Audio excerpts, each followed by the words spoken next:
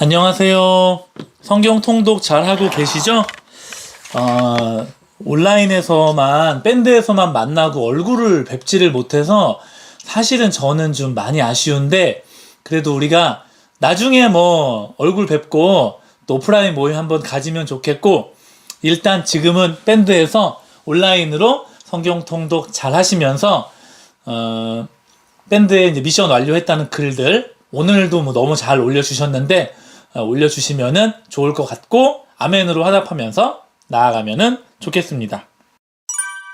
그리고 혹시 뭐 궁금하신 거나 개인적으로 건의사항이 있으면은 밴드 채팅이나 아니면은 제 핸드폰 번호 아시니까 핸드폰 번호로 이렇게 건의사항 주시면은 제가 적극 반영해가지고 진행하도록 하겠습니다. 오늘 카메라를 잠깐 킨 이유는 가이드라인을 조금 더 잡아드리면 좋겠다라는 생각이 들어가지고 켰는데요. 예수님의 복음과 제자들의 복음이 내용면에서 좀 다르다는 이야기를 지난번에 했었는데 이 이야기는 잠깐 홀드해놓고 저희가 일반적인 신약 성경에 대한 이야기를 조금 더 하고 이 부분은 조금 더 뒤에 미뤘다가 하면은 좋겠다는 생각이 들었어요.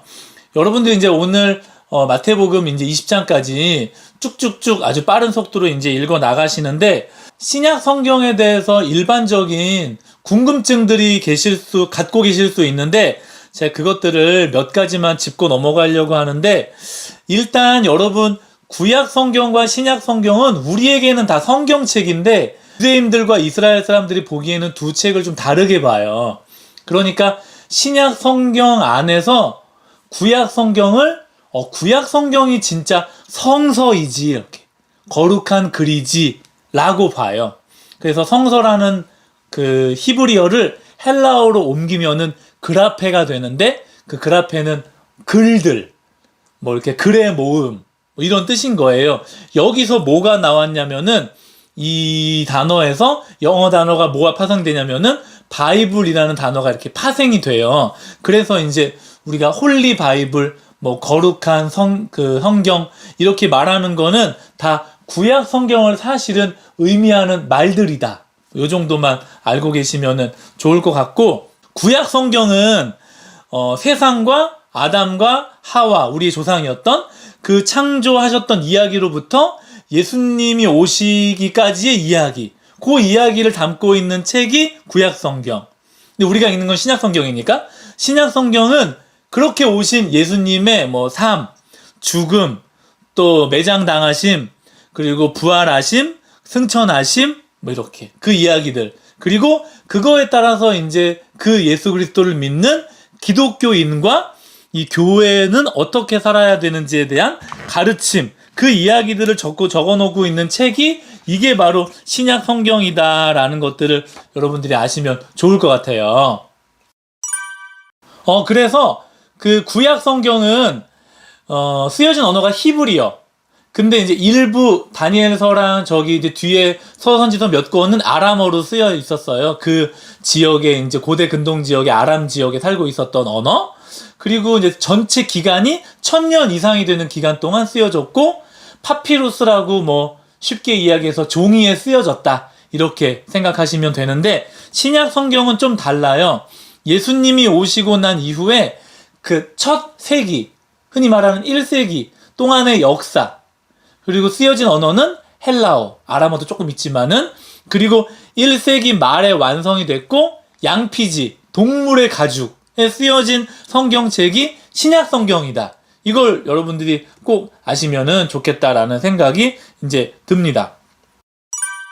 그리고 구약 성경에 우리가 이제 구가 옛 구자라는 걸 아시고 신약 성경은 새로 올 신자라는 걸 아셔가지고 구약 성경은 되게 옛날이고 막 오래되고 뭐 역사적으로 그렇지만 그렇게 생각하고 신약 성경만 중요하다라고 여기는 분들이 있는데 그렇지가 않아요. 이 두 가지가 옛날에는 안 나뉘어 있었는데 그 오리겐이라는 초대교회의 어떤 신학자가 이것들을 이제 나눴는데 그 예레미야가 새 언약과 옛 언약을 예레미야서에서 말하거든요. 이거를 가지고 이제 구약과 신약을 나누기 시작을 한 거예요. 그 옛날 언약은 뭐냐? 뭐 하나님께서 예수님을 보내주겠다는 그 언약. 그러면 새로운 언약은 하나님께서 예수님을 보내주셨잖아. 그래서 그 보내주겠다는 구약이 보내주셨어라는 신약으로 완성이 됐다. 이 이야기인 거거든요. 뭐 요렇게만 기억하셔도 좋을 것 같아요.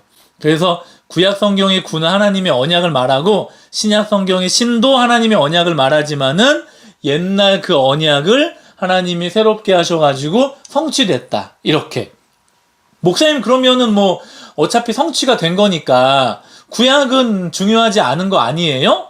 아니죠. 왜냐하면 성취가 되기까지의 과정과 그걸 어떻게 성취하기까지 하나님이 만들어 오신 그 역사를 이야기한 거기 때문에 구약이 없으면 신약이 있을 수가 없는 거거든요. 여러분들이 그렇게 이해하시면은 좋겠다라는 생각이 들고, 그래서 신약 성경에는요, 읽다 보시면 아시겠지만은 한 300개 정도의 구약 성경 구절이 인용이 돼요.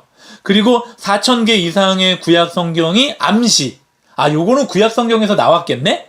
이거는 구약 성경에 나오는 이야기잖아. 라는 것들을 볼 수 있는 그런 것들이 좀 나와 있다는 것들을 여러분들이 아시면은 좋겠다라는 거죠. 그래서 그 신약 성경의 저자는 적어도 한 8명 정도가 썼어요. 그런데 히브리서는 예외예요. 누가 썼는지 모릅니다. 바울이 썼다고 하는 주장도 있는데, 그래도 이제 지지받는 그 학설은 누가 썼는지는 모른다라는 게 있고, 문학 장르가 있는데 저희가 지난번에 잠깐 짚었던 것처럼 딱 4개로 나눌 수 있어요. 복음서, 역사서, 편지들, 계시. 요렇게 나뉘어져 있다라는 거 4가지 장르로 아시면 좋겠고, 마태복음을 지금 읽어가고 계시는데, 그러면 이제 복음서에 대한 내용을 제가 오늘 마태, 마가, 누가, 요한 말도 안 되는 짧은 요약으로 한번 짧게 요약을 해보고, 요거 따라가지고 우리 사복음서 여러분들 힘내가지고 쭉 한번 읽어보시면은 좋겠어요. 자, 그래서 마태복음부터 보면은, 마태복음은 몇 가지 꼭 기억하셔야 될 게, 일단 마태가 썼고, 마태는 세리이자 유대인이다. 그리고 예수님의 제자였어요. 직접적인 12제자 중에 한 명.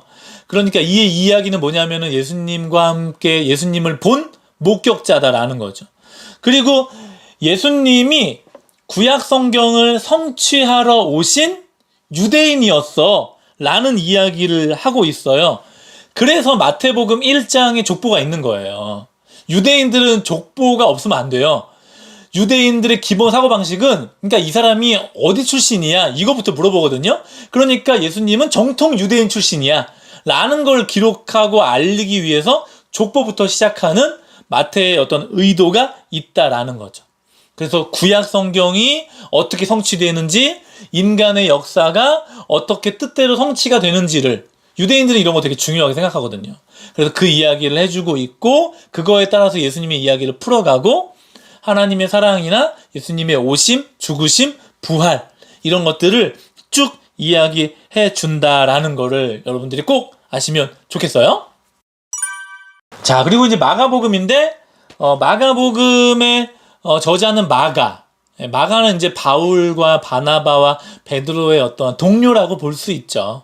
직접적인 목격자는 아니지만 예수님의 바로 옆에서 있었던 수제자였던 베드로의 어떤 말을 대필해주는 이제 그런 사람이었다. 그렇게 이제 복음서를 기록했다라고 보시면 좋고, 가장 짧은 복음서이지만 신약 시대 때 복음서가 기록된 시대가 로마의 지배를 받고 있던 시대잖아요.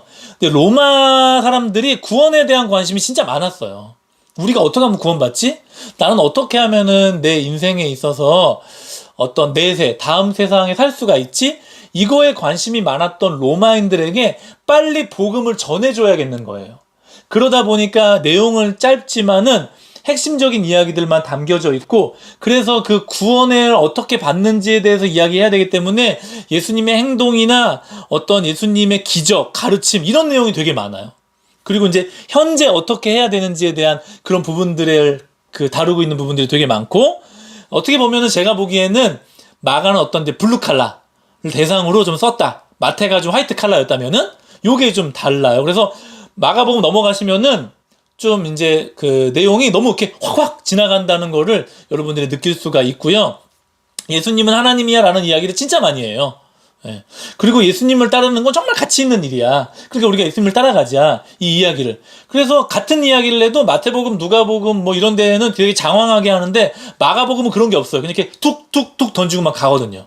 그래서 그 부분을 알았으면 좋겠고, 그것도 하나 아시면 좋을 게 예수님의 어떤 권위나 용기에 대한 부분이 되게 많이 나오는데 그 권위나 용기를 보면서 우리들은 되게 깜짝 놀랄 거야 라고 마가가 이제 의도해서 이거를 이제 써놨고, 그래서 그렇게 예수님의 가르침을 우리가 배울 수 있다, 뭐 이렇게 이해가 되실지 잘 모르겠네. 아무튼 마가복음은 그렇게 읽으시면은 좋을 것 같습니다.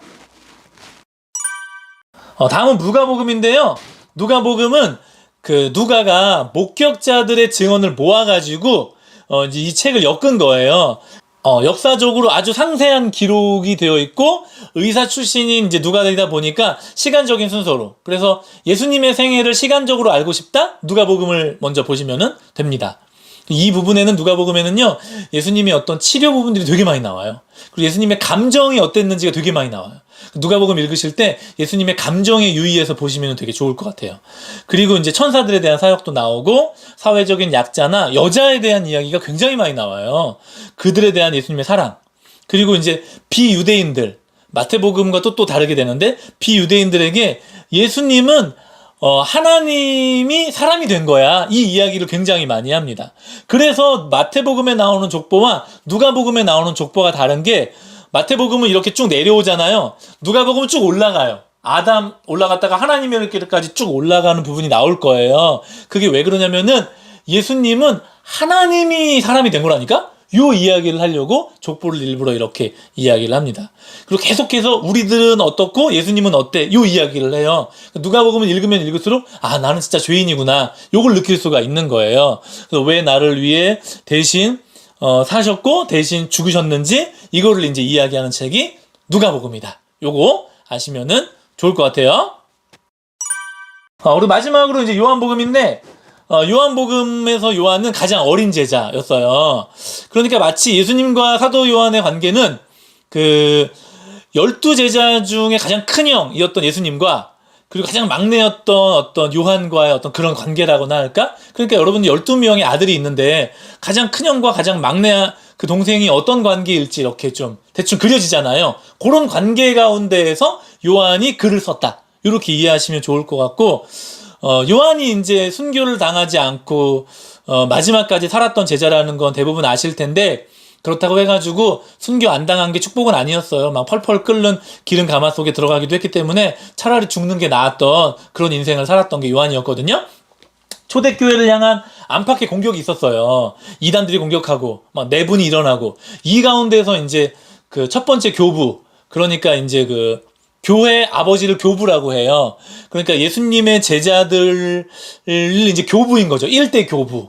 그리고 이들이 이제 지나가고 난 다음에 뭐 2대 교부, 3대 교부가 나오고, 이제 그다음부터 교부란 말을 안 쓰고, 뭐 이렇게 이제 영적인 지도자들이란 말을 쓰는데, 이제 카톨릭에서는 그거를 이제 뭐 이제 교황으로 이제 이렇게 해가지고, 뭐 이제 쭉 가는 뭐 이런 것들은 뭐 나중에 이제 아셔도 되고, 아무튼, 그런 이제 요한이었다.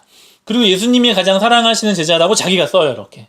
예, 베드로, 야고보, 요한과 함께 3대 제자 중에 한 명으로 아주 예수님의 수제자 중에 한 명이었고, 요한복음이 네 복음서 중에서 가장 마지막에 기록돼요. 이거는 뭐 어떤 학자도 의의가 없어요. 그리고 예수님이 하나님이라는 걸 계속 반복해요. 구약에 대한 인용이 별로 없어요. 그리고 이제 축사사요, 막 귀신 내쫓고 이런 게 아예 없어요.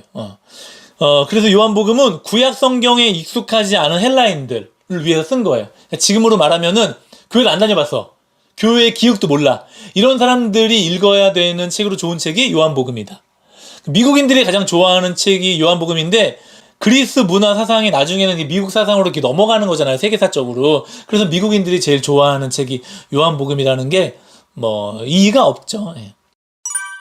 이제 요렇게 잠깐 짚었는데 오늘 조금 긴데, 여러분들 사복음서 읽어 나갈 때에 요 부분들만 조금 이렇게 유의하시면서 읽어 나가시면은 좋겠다라는 생각이 이제 들어요. 그래서 잘 읽으시면 좋겠고, 요 부분은 제가 이렇게 캡처해가지고 사복음서에 대한 부분은 밴드에다가 올려드릴 테니까 뭐 이렇게 다운 받으셔가지고 이제 읽을 때마다 한 번씩 보셔도 좋을 것 같다라는 생각이 듭니다. 주말 동안 또 잘 읽으시고 또 우리 또 다음 주에 또 계속 달리시고 이렇게 2달 동안 함께하는 우리 교우님들 너무 사랑하고 축복하고 5명밖에 없는데 그래도 잘해봐요. 알겠죠? 화이팅!